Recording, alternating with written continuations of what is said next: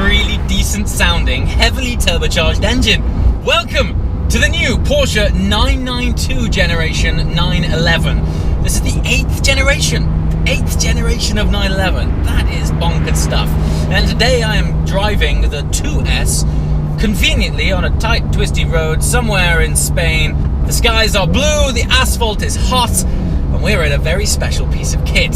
Let's face it, the 911 has become so iconic, it's damn near mythological, isn't it? So when Porsche launch an entirely new version, petrolheads around the world stand to attention like hungry meerkats, and it really is a big deal. Let's talk about the changes. Let's start with the heart, the engine. So we are still twin turbocharged, albeit the layout of them has been revised somewhat, and it is now generating 450 PS, which in British money is around about 440 horsepower. Now, the result of that is a fantastic swell of torque, which is available on tap pretty much throughout the entire rev band. But what has added to the sort of sporty interaction with this car is the all-new 8-speed twin-clutch gearbox. Now you might be wondering, how many more gears do we need? 7 in the previous gen PDK was a plenty, but what the 8th gear has allowed for is for them to shorten the ratios on the other gears, allowing you to accelerate faster and shift sooner, which provides another level of interaction with the car because you feel the need to shift sooner, shift more regularly, even though with this amount of torque on tap you really don't need to.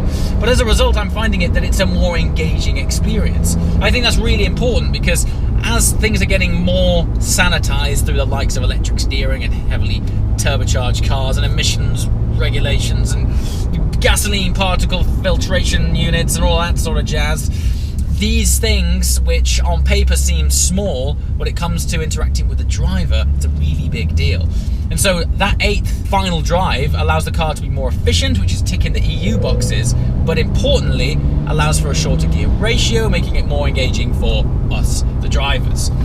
So 450 PS, 444 brake horsepower-ish. The way that it applies that power to this hot asphalt is nothing short of breathtaking. I'm not exaggerating when I say that the 2S feels like it is starting where the previous generation GTS left off. And then maybe some more on top of that. It really is impressive. And you might be thinking, well, what are those characteristics leading to that train of thought? The way this thing handles feels almost like it's come out of the GT department. They've really worked the magic on it, the front end. Now for me, one of the more significant changes to the 992, which I think is really important and interesting to talk about, is the fact that they've significantly moved the engine forward by 20 centimeters. 20 centimeters. Doesn't that almost make it a mid-engine sports car now? Honestly, the way this thing feels through these corners, yes, the balance is incredible.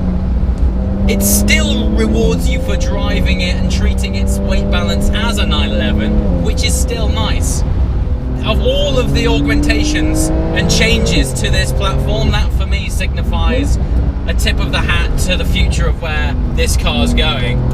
I guess it comes to a point where physics kind of does take over, and to achieve things like this you gotta trick those rules with amazing rear wheel steering technology, getting your weight distribution just that little bit more forwards, together with revised PSAM active dampers, engine being moved even further forwards, revised rear wheel steer, wider track.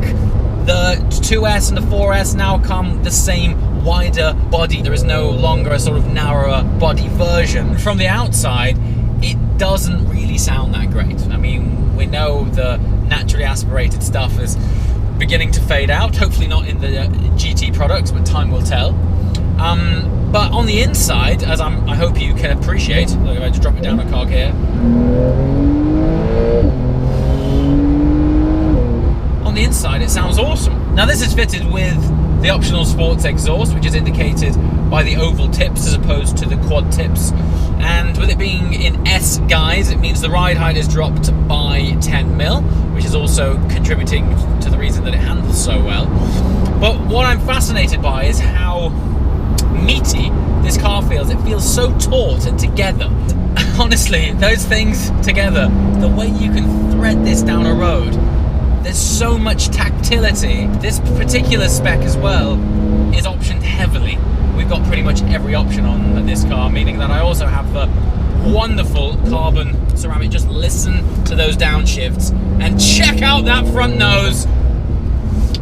Let me tell you on good authority that we are not hanging around. 7.5, there we go. Relentless torque, squashing you back in the seat. Hard on those carbon ceramics. Down through the 8-speed PDK. Back on the torque. This is a daily driver sports car. What is going on with the world? I mean, where do you go from here? The thought. Look at that. I mean, that was tight in there. You didn't hear an ounce of tyre squeal because this thing is squat like an angry sumo wrestler. Look at that turn in. It's amazing. Still maintained the Porsche 911 character traits where it sort of seems to enjoy a bit of trail braking. It likes a bit more extra weight on the nose. Oh, look at that turn in. Oh, it's so good. Look, for those of you guys who might just be tuning in, I practically daily drive a Porsche Gen 2 991 GT3. And other than the engine characteristics, this front end, it reminds me of that. It really has GT DNA in it. Look at this. Look at that flow. That flow. And listen to it. It still has, importantly, that iconic Porsche tone. Look, it's not as raspy and as energetic, obviously, as the naturally aspirated stuff, but let's save that for the GT products. And on that note, the thought that they're going to augment this platform to a Turbo S, take it from me, this, as it is bonkers. It is ridiculous. The thought that they're going to make a Turbo S version and then eventually create GT products on top of this, if this is the starting point, everyone else might as well go home. It really is something special. So check this out, really tight left-hand turn here. Just managed to get a bit of light tyre squeal out of that. Look at this. Honestly, guys, it truly is. What is fantastic and what is hard to engineer is a car that is still interesting when you're going slow. It's all well and good finding ourselves on this amazing empty Spanish road, but those feelings, even though they are turned down a notch, they're still maintained throughout the chassis and feel of the car. Steering weight. I think the previous Gen 991 was a benchmark for how electric steering racks should feel. This, they've taken it a step further. A really clever piece of engineering is how they've managed to keep such thickness through the weight of the wheel at both very high and very low speed. So you've always got that sense of malleable engineering. I'm not just blowing smoke up Porsche's tailpipes. I'm really truly impressed with this, particularly considering that this is the daily driver road car. You know, I mean, this infotainment here, 10.9-inch touchscreen, comfy, albeit entirely redesigned sports seats, electronically adjustable. We now have new infotainment system together with an entirely new dashboard. What's really cool is that they've kept the analog rev counter in the middle, but on the outside, left and right of that, we now have floating dials. But what I'm trying to get at here, it's not like they've pared this car back and stripped it of mod cons. In fact, if anything, this is a real digital leap for Porsche. The whole interface is redesigned entirely, and yet it still feels this good. And that's what it's all about, isn't it? And that's what Porsche's all about. It's still, at its core, a driver's car. And I think that's a wonderful thing and very important to maintain in this day and age, that you can still get that DNA into a car that's so usable.